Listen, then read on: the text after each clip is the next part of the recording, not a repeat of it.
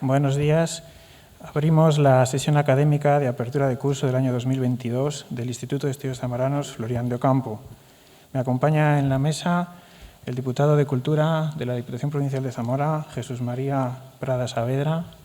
A su vera, Carmen Seisdedos, presidenta del Instituto de Estudios Zamoranos desde el año 2000 al 2004. Por aquí cerquita, discreto como es él, Pedro García Álvarez, presidente del Instituto, y anterior a mi presidencia. En el extremo de la mesa, Sergio Pérez Martín, secretario general del Instituto de Estudios Zamoranos, y aquí a mi vera, José Carlos de Lera Maillo, vocal de Historia del Instituto, y a su lado, José Andrés Casquero, también que fue vocal del Instituto durante el año 2000-2004. Al inicio tiene la palabra el diputado de Cultura, Jesús María Prada Saavedra. Muchas gracias, presidente. Yo voy a ser muy breve, extremadamente breve, porque quizá el que menos tiene que hablar en un acto así soy yo. Yo tan solo quiero aprovechar para agradecerles a todos ustedes la presencia en este acto, para agradecer al Instituto de Estudios Zamoranos Florián de Ocampo ese músculo cultural que yo llamo desde que soy diputado, músculo cultural de la Diputación Provincial de Zamora, la realización de este acto, de este homenaje a Miguel Ángel Mateos. Agradecer también a todos, y yo creo que todos saben, los que han propiciado y han trabajado para que hoy este homenaje se lleve a cabo. Yo no voy a citar a la persona, pero yo creo que a la semana, porque es una persona de puro nervio, a la semana o a los 15 días de yo tomar posesión de diputado me vino a ver y me solicitó ya este homenaje, ¿no?, que ya había trasladado al instituto y ya había pedido que se hiciera. Es una persona a la que yo tengo un enorme cariño y un enorme respeto, profesora mía del instituto, y no doy más pistas que de Atransi. Y luego el instituto cogió ese testigo y hemos estado trabajando estos años para materializar tanto esta edición de este libro, que les puedo asegurar que es una auténtica joya, joya para los que respetamos y queremos a Miguel Ángel Mateos, y joya también como historia de nuestra provincia, como es todo lo que ha hecho el instituto en todos estos años también, con esos inicios difíciles siempre de la presidencia de Miguel Ángel Mateos, ¿no? Creo que en uno de los artículos, creo que don Antonio Pedrero creo que le llama constructor de la cultura zamorana, pues es eso, construyó un edificio que todos estamos disfrutando, que muchas generaciones de zamoranos han disfrutado, y ahora está también en las manos del instituto, en las de las instituciones y en la de todos ustedes, que ese edificio siga en pie, vigoroso, fuerte y siendo un foco y un faro de cultura para la provincia de Zamora. Así que reiterando el agradecimiento a todos ustedes y sobre todo las gracias de corazón en nombre de la institución provincial a Miguel Ángel Mateos. Muchas gracias.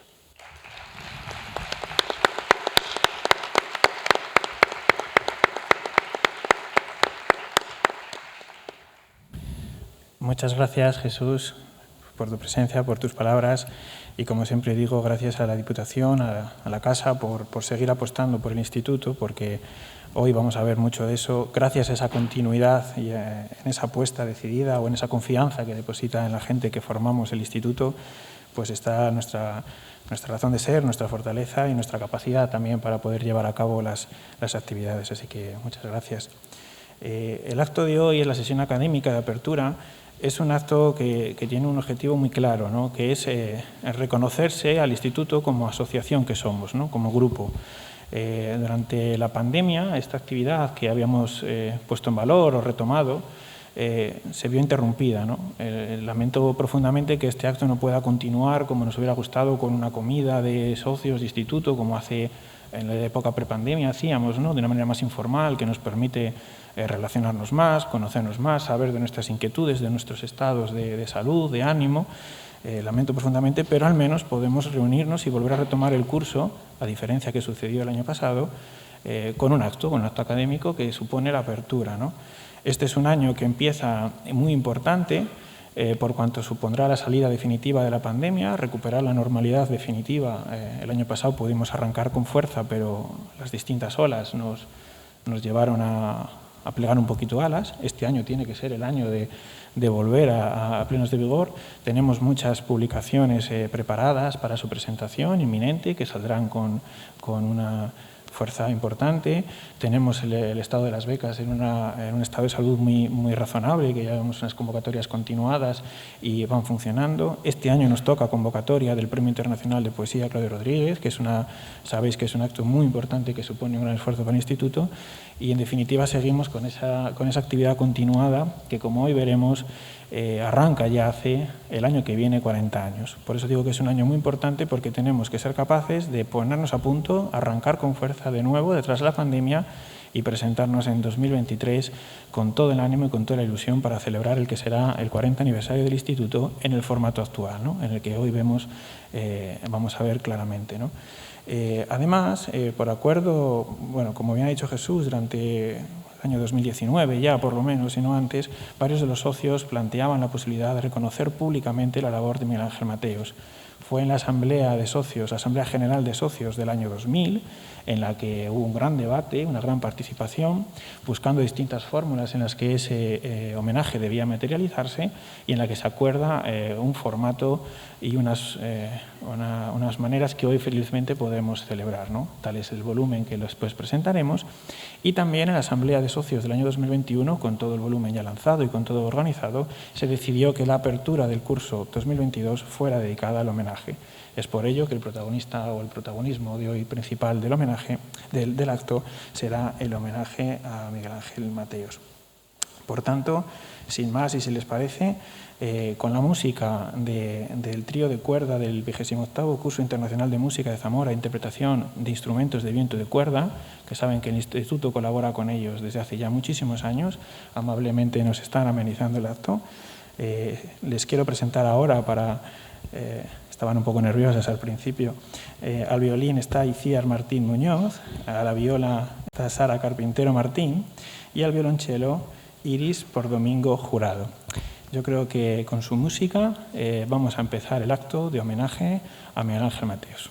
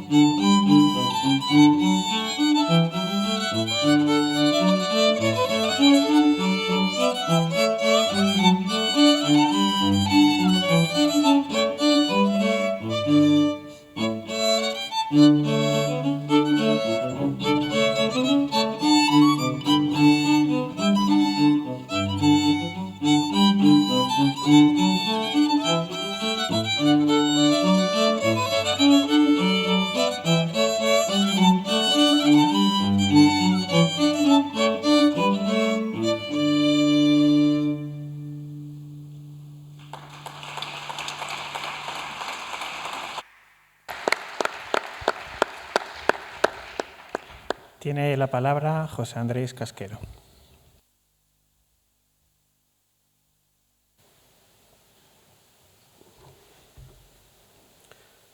Buenos días. Sostenía Tolstoy que los humanos somos como los ríos. El agua en todos es igual y semejante en todas partes, pero cada río suele ser estrecho, de curso rápido, ancho, silencioso, limpio, frío, turbio, templado. Creo que este símil del gran escritor ruso puede servir también para caracterizar a nuestro homenajeado, dada la poliédrica personalidad. Trazar su semblanza ya es harina de otro costal, y por eso al hacerlo me he propuesto alejarme del sentimentalismo, que como saben suele ser enemigo de la verdad. Y aunque una de las principales tareas de la memoria es elegir qué olvidar, tengo a mi favor que, aun siendo un encargo, no se me ha pedido hacerle un retrato laudatorio, ni mucho menos que le corte un traje, de manera que estas palabras figuran en el libro publicado para la ocasión como no autorizadas. Desde 2010, la 2 de Televisión Española emite el programa Imprescindibles, una serie de documentales sobre personajes destacados de la cultura española del último siglo. Creo recordar que va por la 10ª temporada y en ello se disecciona a escritores, artistas, científicos y personajes de relevancia. De haberse emitido una versión en clave local, estimo que uno de ellos sería Miguel Ángel Mateos, pues sin temor a equivocarme, es difícil entender la vida social y sobre todo cultural zamorana de las últimas 4 décadas sin él, presente en todo o en casi todo por lo que por entonces se cocinaba, que fue bastante, si bien su aportación más destacada, también en mi opinión, fuese poner en funcionamiento el herrumboso Instituto de Estudios Zamoranos y, lo más importante, institucionalizarlo. Hoy estamos aquí por él, pero también en parte gracias a él. Creo que me entienden. Miguel Ángel vino al mundo en la madrugada del 12 de noviembre de 1942 en el número 6 de la calle Campo de San Roque del zamorano barrio de San Frontis, es decir, los que cumpla serán 80. Es el primogénito de 3 hijos, Miguel, Antonio y Socorro, habidos en el matrimonio de Antonio Mateos Vicente y María Rodríguez San Román. Fue bautizado en la parroquia de su barrio con los nombres de su difunto abuelo paterno y el de su padre. Es decir, las aguas bautismales le pusieron el nombre de Miguel Antonio, pero en el registro civil solo figura como Miguel. Siendo Miguel Ángel el mayor de los hermanos, hubo de ser también el que más acusó la muerte de su madre cuando aún no había cumplido los 7 años, así como aceptar de buen grado las segundas nupcias de su padre. En 1950, la familia se mudó a la casa número 5 de la calle de San Ildefonso, propiedad de unos parientes, donde vivían sus abuelos maternos, Francisco y Aurora, con los que poco después quedaría a su cuidado. Y esta, en realidad, fue su verdadera familia, a la que se uniría de chiquitina a su prima Rosalía, Chari para los suyos, cuando su tía Valeria, hermana de su madre, muere también prematuramente. Ambos se criaron juntos y con mimo por los abuelos, a los que Miguel Ángel quiso y reconoció como sus padres y de los que se ocupó hasta el fin de sus días. El hogar familiar y sus aledaños fueron los lugares de la infancia y adolescencia de Miguel Ángel. Aquí, en el cercano Colegio del Amor de Dios, en el antiguo noviciado, realizó sus estudios primarios de la mano de un pariente sacerdote, don Jacinto Mateos. A los 10 años, entró en el Colegio Corazón de María, donde, gracias a ser monaguillo, pudo estudiar con la beca la preparatoria y el ingreso. Inició, con cierto retraso, el bachillerato en el Seminario Claretiano de Medina de Rioseco, donde cursó los 2 años del llamado postulantado de pequeños y los 3 del de mayores en el de Aranda de Duero. Miguel Ángel fue un alumno que destacaba por su memoria y por jugar bien al fútbol.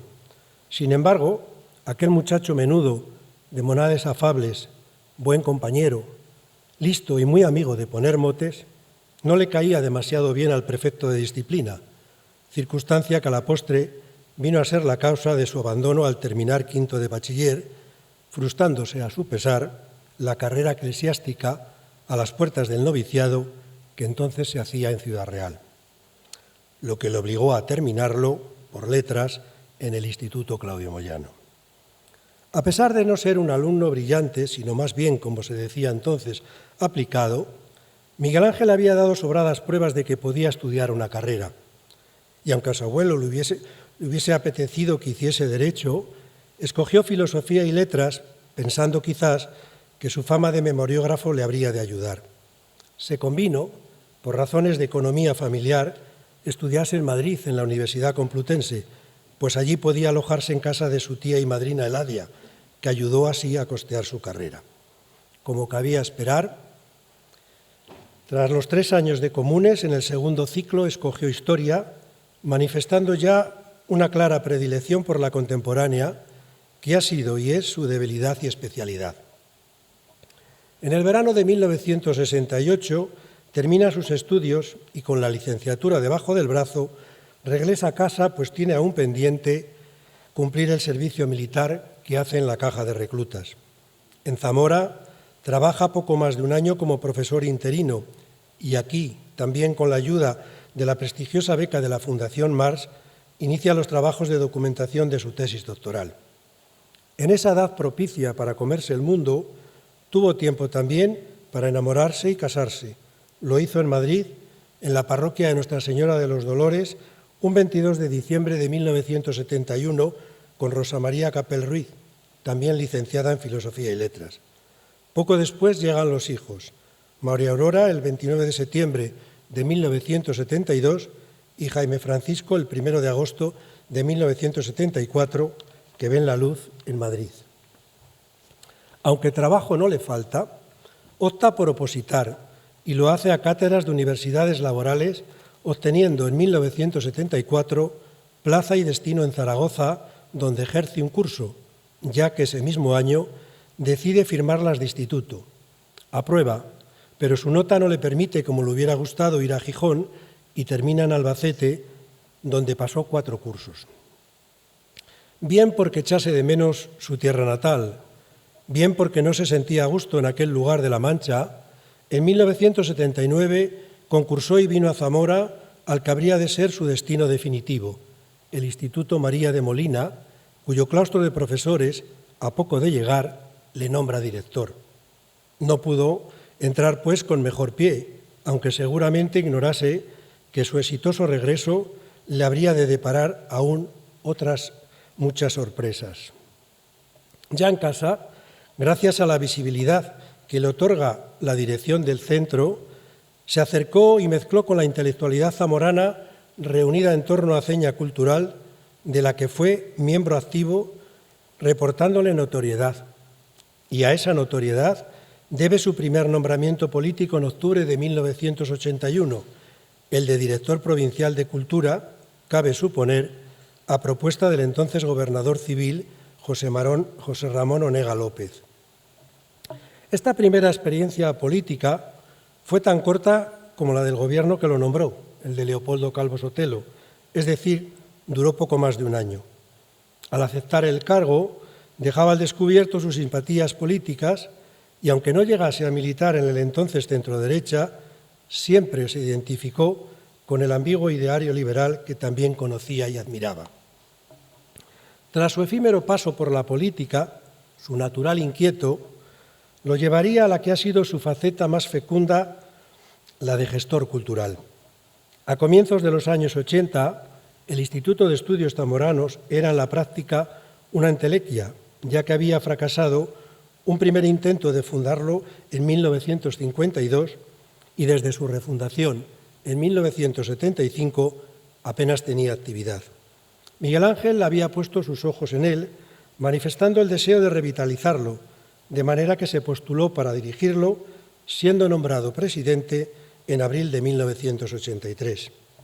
En esta aventura le acompañaban el que habría de ser su fiel escudero, Juan Carlos Alba, Enrique Fernández Prieto, Miguel Unamuno y un plantel de zamoranos profesores universitarios y funcionarios de cuerpos técnicos superiores como Luciano García Lorenzo, Juan Ignacio Gutiérrez Nieto, Eusebio González García, Conjejuar Fernández y José Luis González Balbé. El IEZ renacía con un proyecto mitad académico, mitad político, cuyas metas eran crear un centro de documentación sobre temas locales, publicar una enciclopedia de la provincia y encontrar soluciones a sus viejos problemas. Un proyecto que encajaba como guante en las competencias de la Diputación Provincial, a cuyo patrocinio se apelaba. Al tímido pero entusiasta programa fundacional, en el que las conferencias fueron la parte más destacada, siguió otro más ambicioso, generosamente regado con dinero público. Vivió el Instituto de la mano de Miguel Ángel un momento dulce que muchos recordarán, sobre todo por aquellos hitos que fueron los ciclos de conferencias España siglo XX y las jornadas de otoño. Poco a poco, lo sembrado en becas y ayudas comenzó a dar sus frutos. tesis doctorales y de licenciatura alumbraron monografías, cuadernos de investigación o artículos que engrosaban el anuario. Nada de los muchos frentes de la cultura local y provincial quedó desatendido. Se becaron trabajos de inventariado de archivos y bibliotecas. Se convocó, en colaboración con Caja de Zamora, un premio de investigación joven. Se organizaron exposiciones, cursos de verano, seminarios, jornadas, congresos, el premio de poesía, que más tarde llevaría el nombre de Claudio Rodríguez, y otras muchas que hicieron en pocos años un hueco al Instituto de Estudios Zamoranos entre los más prestigiosos institutos de estudios locales, así como paradigma de gestión cultural. Este prestigio engrosó también la nómina de sus miembros, que alcanzó en estos años un número más elevado. Durante su presidencia, Miguel Ángel tejió una red de relaciones institucionales y académicas a las que comprometió en un sinfín de proyectos, de manera que no solo la Diputación Provincial, sino también la Caja de Ahorros de Zamora o la Casa de la Cultura, amén de otras más lejanas como la Universidad Complutense, la Fundación Ortega y Gasset, la Residencia de Estudiantes, el Consejo Superior de Investigaciones Científicas o las Academias de la Historia Española y Portuguesa, entre otras, colaboraron en sus actividades. En aquellos maravillosos años no fue necesario salir de Zamora para escuchar a destacados intelectuales, profesores y políticos que aún están en la mente de algunos y que sería prolijo citar aquí. La imagen de Líez terminó por identificarse con la de su presidente, identificación que acrecentó más si cabe su prestigio, convirtiéndolo en el personaje más conocido dentro y fuera de la ciudad, no tanto por su magisterio intelectual, sino por el cúmulo de relaciones personales e institucionales que forjó en el ejercicio de su cargo. Se desdibujó con ello, en parte, su perfil de profesor de secundaria, resistiéndose también su labor como docente, a fin de cuentas su trabajo, y hubo de posponer asimismo la terminación de su tesis doctoral, que aún defendía en 1986 y vería publicada en 1994. Este libro, La República en Zamora, 1931-1936, ha sido, sin duda, su más destacada contribución a la historiografía local y sigue siendo una obra de referencia, aunque hay otros muchos trabajos de interés, en su mayor parte de historia contemporánea, sobre comportamientos electorales, actitudes religiosas, prosopografía política, educación, sociedad, desde la Restauración hasta el franquismo, así como algunas inclusiones en la historia del arte y el que es su último libro, Historia de la Diputación Provincial de Zamora, 1875-1950. La notoriedad y reputación alcanzada en estos años le catapultarían para dirigir una empresa cultural de mayor alcance, la Fundación Rey Alfonso Enríquez, embrión de lo que habría de ser el Instituto Hispano-Luso. En abril de 1993 se constituyó la comisión gestora formada inicialmente por la Diputación Provincial, la Junta de Castilla y León y el Instituto de Estudios Zamoranos, aunque por tratarse de un proyecto académico transnacional, se contaba también con el compromiso de la Caixa Geral de Depósitos, la Dirección General de Relaciones Internacionales y las universidades de Valladolid, Complutense, Oporto y Nova Lisboa. Tan solo restaba por concretar el proyecto de rehabilitación de la que sería su sede, el antiguo convento de San Francisco, encargado al estudio de arquitectura Manuel de las Casas, así como su financiación, para la que se había firmado un convenio Junta de Castilla y León Diputación y solicitado dinero de los fondos FEDER. Miguel Ángel metió a Líez en la fundación sin encomendarse a Dios y al diablo, lo que obligó a convocar una junta extraordinaria que acordó por mayoría formase parte de su patronato.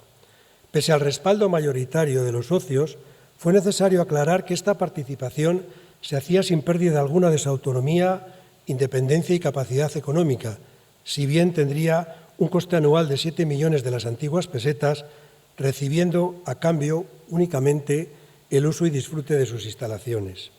Además, la programación de mayor proyección del Instituto, los cursos de verano y el ciclo de conferencias España siglo XX pasarían a la Fundación.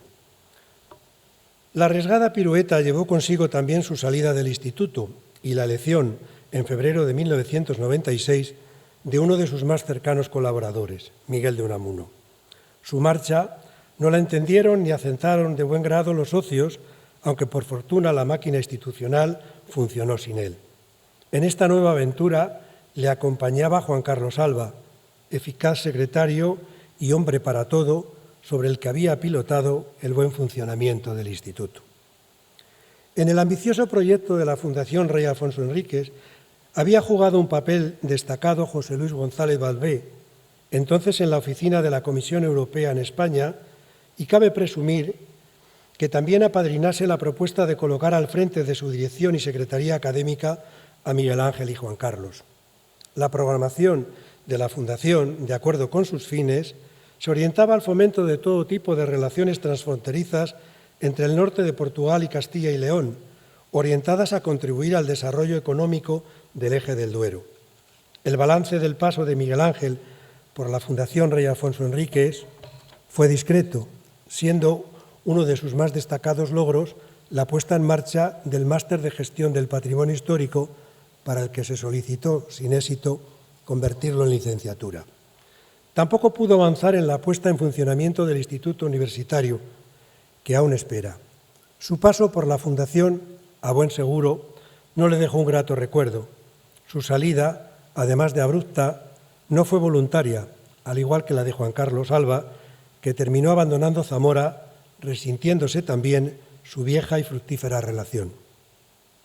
Ambas experiencias, la más larga en el Instituto y los 4 años en la Fundación, no mermaron su prestigio, antes bien, le granjearon reconocimientos y responsabilidades de todo tipo, de las que tan solo repararé en algunas. Secretario de la Comisión Provincial de Monumentos, miembro de la Comisión de Urbanismo del Patrimonio Histórico Artístico, vicepresidente de la Confederación Española de Centros de Estudios Locales del Consejo Superior de Investigaciones Científicas, académico de número de la Real Academia de Bellas Artes de Santa Isabel de Hungría, de Sevilla, académico correspondiente de la Academia Portuguesa de la Historia y de la Española, coordinador de los cursos de formación del profesorado de graduados del Instituto de Ciencias de la Educación de Salamanca, profesor adscrito a la Fundación Ortega y Gasset, profesor tutor de la Universidad Nacional de Educación a Distancia, y otras menos solemnes, como la de profesor en la Escuela de la Sabiduría Popular, fundada por Agustín García Calvo durante la toma del cuartel Viriato. Años en los que tuvo que hacer de tripas corazón para dar conferencias, presentar ponencias y dedicar tiempo a la investigación, para la que desde 1983 había ideado un refugio en Castellanos, el pueblo de sus raíces, en donde se recluía en verano a fin de descansar y trabajar. Aunque hay que decir que desde la publicación de su tesis, su alejamiento de la investigación fue cada vez mayor. Con casi 60 años, y ya hay que tener ganas, se embarcó en la más frustrante de sus peripecias. La agrupación de lectores independientes por Zamora, Unión del Pueblo Zamorano, ADEIZA UPZ, se constituyó en febrero de 1999. ADEIZA obviamente era Miguel Ángel, como también era suyo su programa, en el que se sublimaba el victimismo local y justificaba la creación de un nuevo partido por ser necesarias algunas soluciones al bipartidismo imperfecto que presenta el sistema político español, munición electoral inconfundiblemente suya. Como suya era también la cita del historiador Arnold Toynbee, estampada en su programa de mano, reprochando a los votantes el desinterés por la política en beneficio de los votados. Aunque sus primeros resultados fueron discretos, en las elecciones municipales de 2003 consigue representación en el Ayuntamiento de la capital. Miguel Ángel era uno de los 2 concejales que obtuvo. La agrupación aún pudo salvar los muebles en las elecciones de 2007, cuyos resultados permitían hacer quinielas para sacar al PP del gobierno municipal, aunque para ello se necesitasen los votos del PSOE, Izquierda Unida y ADEIZA, es decir, de Miguel Ángel. De su decisión dependía la formación de aquel tripartito que no pudo ser y cuyas negociaciones fueron un auténtico culebrón que terminaron por pasarle factura. Si bien no se ventilaba quién habría de ser el alcalde, es posible que ingenuamente fabulase con serlo como en otro tiempo también le hubiese apetecido presidir la Diputación o ser diputado o senador. Pero gobernar en coalición con socialistas y comunistas, sobre todo con estos últimos, no entraba en sus cálculos y le pudo el vértigo. Pese a que el papel de Adeiza en la oposición fue discreto y ambiguo, Miguel Ángel consiguió que algunas iniciativas suyas fuesen aprobadas por unanimidad en la Comisión de Cultura. Tras el abandono forzoso de la gestión cultural, a la que había dedicado sus mejores años, Miguel Ángel no acababa por encontrar acomodo, toda vez que sus compromisos como concejal no le ocupaban demasiado. Pasó entonces un tiempo a caballo entre Zamora y Madrid, atendiendo sus esporádicas responsabilidades de profesor asociado de la Fundación Ortega y Gasset y asesor en materia de educación durante el tiempo que ocupó el Ministerio de Esperanza Aguirre, a la que trajo a Zamora en 2001 para reivindicar la memoria de su pariente, el político zamorano Santiago Alba Bonifaz. Suya fue la idea de colocar la plaza costeada por suscripción popular en la que fue su casa natal en la calle de Santa Clara, cuando en 1919 fue nombrado hijo predilecto de la ciudad por su defensa de los intereses agrarios mientras ocupó la cartera de Hacienda. Durante su controvertida etapa de concejal, Miguel Ángel, viendo próxima su jubilación y pensando quizás en su retiro, protagonizó la que ha sido su última batalla pública. Me refiero al acuerdo para la creación del Instituto Universitario firmado en 2010 entre la Fundación Ortega Marañón y la Universidad de Salamanca, que consiguió gracias a su amistad con José Varela Ortega. Es cierto que su implantación necesitó de un largo trámite administrativo y que los dineros salieron del Ayuntamiento, Diputación, Junta de Castilla y León y Caja Rural, pero fue su empeño lo que lo hizo posible. Logro, una vez más personal, pero como en otras ocasiones, sus aspiraciones se situaron demasiado alejadas de la realidad. Aunque la idea era recurrente, el proyecto estaba pensado para animar la vida socioeconómica de la ciudad, tan necesitada de iniciativas que ayudasen a su desarrollo. Su programa ofrecía formación de posgrado en Ciencias Sociales y Humanidades, orientadas a impulsar estudios políticos, sociales y económicos sobre el eje del Duero y su proyección hacia Europa y América. En 2013, la Diputación cedía su antiguo palacio para su sede y un año después iniciaba sus actividades con unas jornadas sobre Gregorio Marañón en las que, para escenificar la apuesta, se trajo a Zamora a Gregorio Marañón y Bertrán de Lis y José Varela Ortega, descubriéndose una placa en el Colegio de Médicos en memoria de la conferencia que Gregorio Marañón dio en Zamora y de su compromiso para representar a la provincia en las Cortes Constituyentes de la Segunda República. Todo, claro está, salido del magín de Miguel Ángel, que obviamente ofició de maestro de ceremonias. El asunto, pues, prometía y en abril de 2015 llegaron los primeros 70 estudiantes procedentes de 7 universidades estadounidenses. Este año se concretaron los acuerdos para su financiación y se convocaron las becas Zamora. Se habló incluso de la posibilidad de que estudiantes zamoranos viajasen a Estados Unidos. En 2016 se abrió la puerta a organizar largas estancias de estudiantes norteamericanos en la ciudad y que aquí se examinasen para obtener la nacionalidad española, así como organizar cursos acreditados por el Instituto Cervantes. Sin embargo, la idea de poner a Zamora en el mapa de las universidades del mundo resultaba demasiado ambiciosa e impostada. Y efectivamente, a comienzos de 2020, la Fundación Ortega Marañón abandonaba Zamora tras 2 años de escasa actividad. Si sus responsabilidades como gestor cultural le dieron notoriedad y prestigio, el paso por la política de Miguel Ángel, que todo lo devora, terminó por devorarlo a él, reportándole más sinsabores que alegrías y minando su reputación. Este fracaso fue también el preludio de su forzada retirada de toda actividad a causa, en esta ocasión, de su quebrantada salud. Termino. El Miguel Ángel Mateos, historiador, no deja una obra extensa, no es necesario explicar por qué, y aunque nunca renegó de su perfil de profesor de secundaria, se sintió más cómodo con el más visible de gestor cultural, llegando a ejercer un liderazgo que lo encumbró como uno de los personajes más conocidos e influyentes de la ciudad. Quizás por ello, y pese a que a buen seguro no le faltaron ocasiones de promoción, prefirió ser cabeza de ratón que no cola de león en su tierra natal. Algo que es posible, sin duda, se deba a su acendrado zamoranismo. Por el contrario, su trabajo como gestor cultural deja una huella destacada, la institucionalización del IEZ, que obviamente no fue obra exclusivamente suya, pero sin caer en la geografía, sí de su tesón. Posiblemente su memoria, pese a la pretensión de este libro, no le sobrevivirá.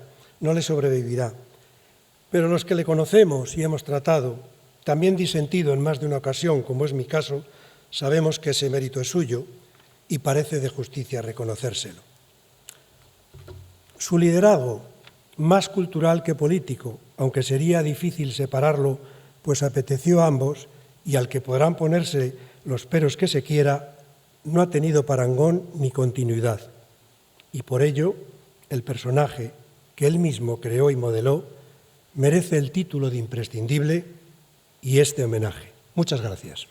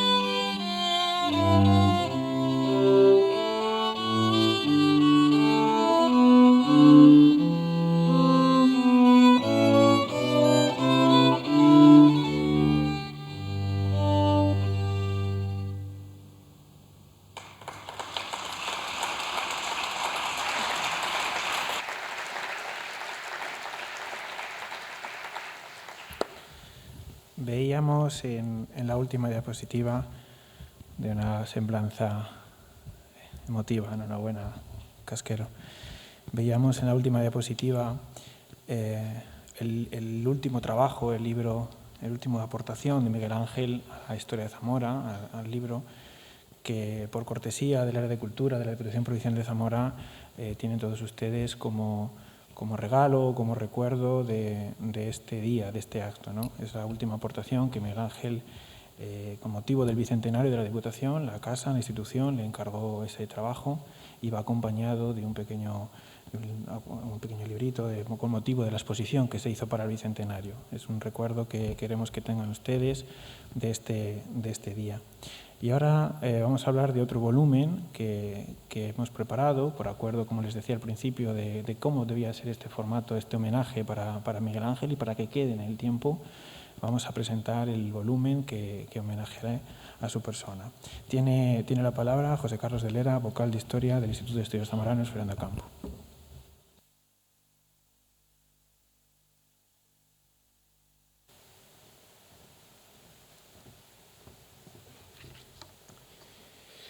Buenos días a todos, gracias por su presencia. El libro que presentamos constituye un homenaje al profesor Miguel Ángel Mateos.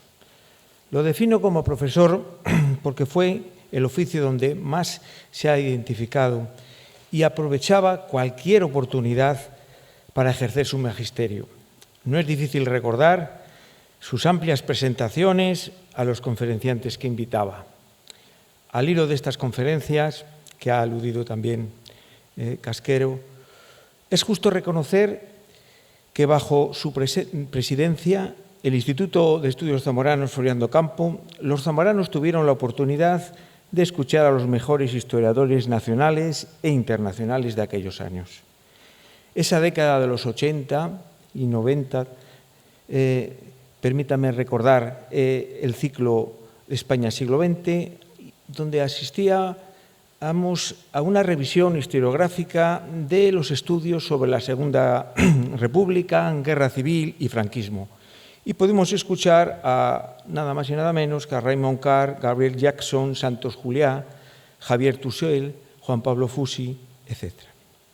Yo, de aquella, era estudiante de historia y reconozco que escuchar a aquellos historiadores me motivaba.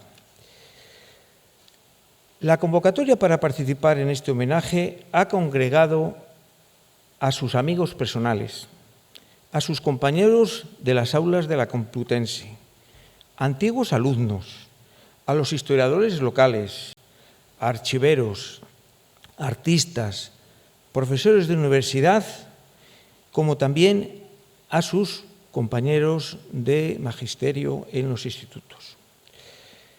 Cuando estábamos en la hechura del mismo, recibimos la enhorabuena de todos ellos por la iniciativa al homenaje. Esta enhorabuena y este respaldo nos animaba a seguir trabajando en el proyecto. Este libro responde al proyecto de homenaje diseñado, obviamente. El volumen lo hemos dividido en dos partes. La primera, dedicada a la semblanza de su persona y a su proyección en todos los ámbitos que protagonizó. Son 8 semblanzas realizadas por 10 autores y la segunda parte tiene artículos científicos con temáticas libres de los distintos colaboradores y lo configuran 22 estudios firmados por 28 autores. También una tabla gratulatoria con 131 adhesiones personales y 21 institucionales. Esta tabla la encabeza el que fue su secretario, don Juan Carlos Alba. La primera sección, la relativa a la semblanza, volviendo a mis papeles medievales, en los documentos del siglo XII y XIII, una de las cláusulas, en los preámbulos, dice, lo dice en latín, pero yo, que la memoria del hombre es frágil y solo la escritura permanece. Por ello, estas distintas semblanzas nos han permitido conocer datos inéditos suyos y, sobre todo, que esos compañeros de viaje a lo largo de su vida hayan dado testimonio por escrito de su relación con él. Esta sección de semblanzas la encabeza el artículo de don José Andrés Casquero Fernández, que ya hemos tenido aquí la suerte de poder tener un resumen sobre su artículo a propósito de una imprescindible semblanza no autorizada del profesor Miguel Ángel Mateos. Debemos felicitar al autor porque nos ofrece una biografía y no una hagiografía. Contextualiza muy bien la Zamora de su tiempo, nos aporta datos inéditos de su vida, integra todos los ámbitos de su actuación política y lo califica como imprescindible por su gestión cultural. El resto de las semblanzas son más monográficas. Don José Varela nos presenta a un Miguel Ángel como catedrático de instituto, como llama él, de pata negra, así como una atención particular prestada a los políticos que Miguel Ángel Mateos tenía siempre en su mente, como Sagasta y la familia liberal zamorana. También don José Varela le reconoce los esfuerzos por la instalación del Instituto Universitario Ortega y Gasset en Zamora. La aproximación al profesor de instituto de dos generaciones prácticamente nos la relata su compañera doña Carmen Sisdedos, aquí con nosotros, con el título Miguel Ángel Mateo Rodríguez, profesor, reconstruyendo su recorrido vital en los distintos centros donde ejerció su docencia, los institutos, el Centro de UNED de Zamora, el Centro de Profesores, actual CEFIE, y otros. Por otra parte, desde una vertiente de sus alumnos y personas que lo conocieron, doña Aurora Amparo Sardá, con el título Un libro bajo el brazo, nos presenta el resultado de una encuesta oral con el objetivo de conocer qué valores y legado les aportó a sus alumnos y a las personas con quien se relacionó.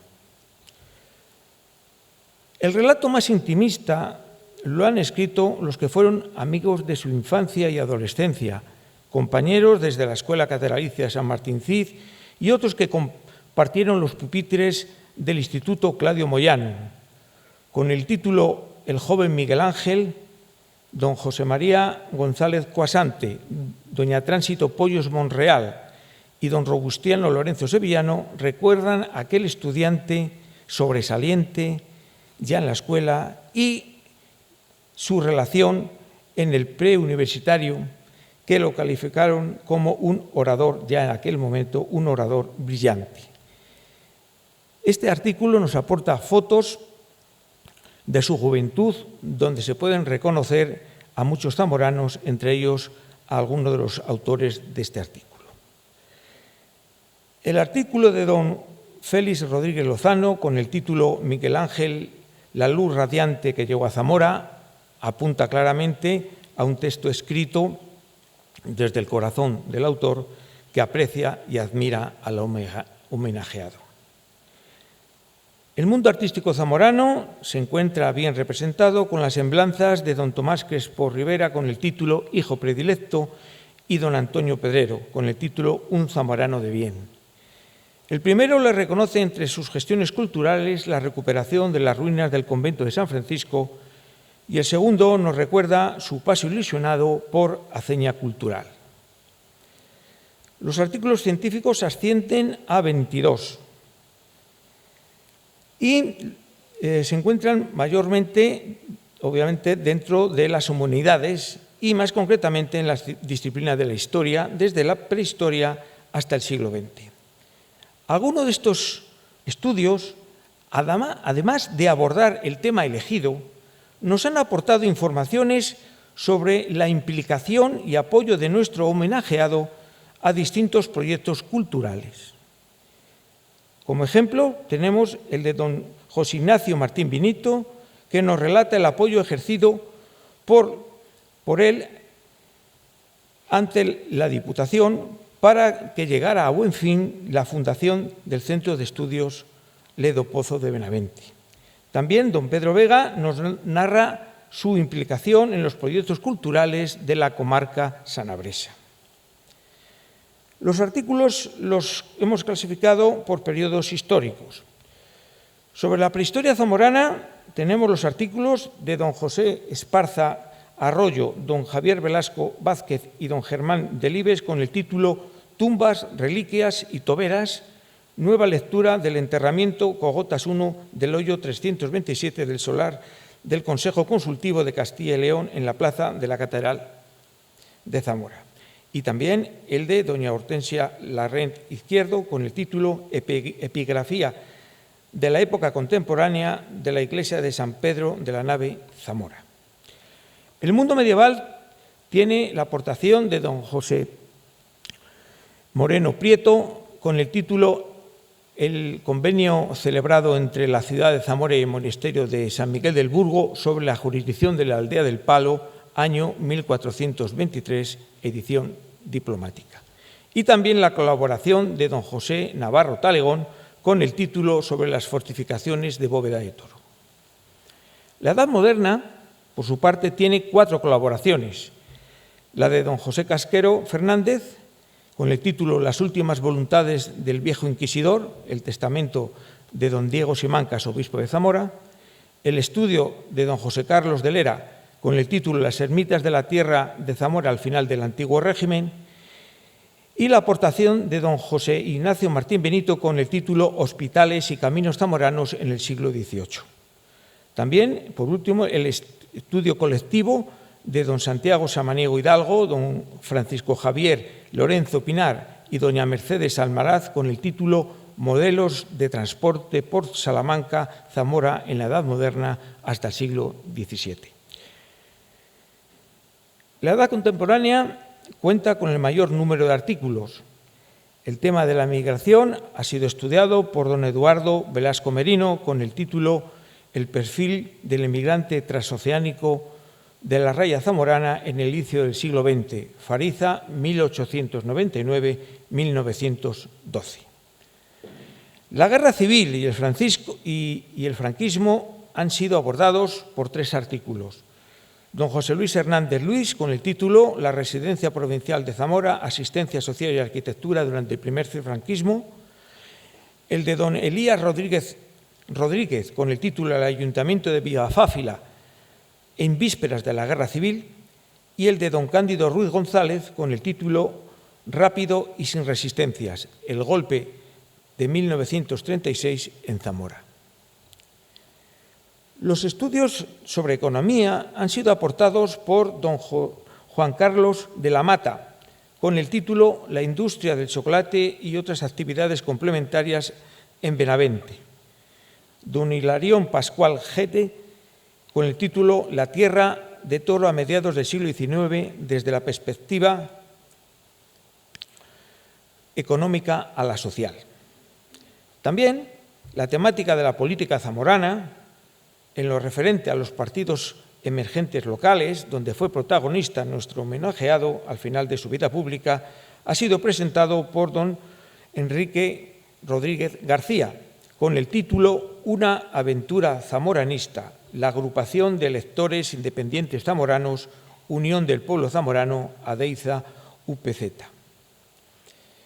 Otro tema distinto a la defensa del patrimonio natural ha tenido la colaboración de don Pedro Vega con el título La belleza del lago contra la poesía del kilovatio, antecedentes y crónica de la campaña en la defensa del lago. La historia del arte tiene también aportaciones como la de don Josemi Lorenzo Arribas y don Sergio Pérez Martín con el título La iglesia de Nuestra Señora de la Asunción de Monbuey a la luz de la documentación parroquial, 1604-1986. Y la de don Alejandro Méndez Frades con el título Algunas consideraciones sobre el monumento a Viriato y la procedencia de su pedestal de la cantera de Arcillo. El mundo de los archivos, en especial los eclesiásticos zamoranos, tienen la contribución de don Ramón Fita Rever con el título Rescatar del olvido la documentación y facilitarla a los estudiosos. La filología y la literatura también han tenido su representación gracias a don Luciano García Lorenzo con el título Una canción tradicional, Amor mío, si te vas. También la aportación de don Carlos González Ferrero con el título Los nombres de la Mariquita en la provincia de Zamora. Y por último, el de don Juan Pablo Fusi con el título Thomas Mann, el malestar de la modernidad. Termino.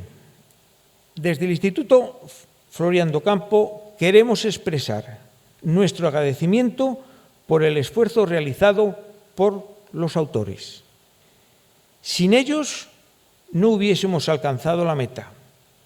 El respaldo y ánimo recibido para ultimar este proyecto compartido nos ha confirmado que la travesía llegaría a buen puerto. Muchas gracias por su trabajo y muchas gracias por su asistencia.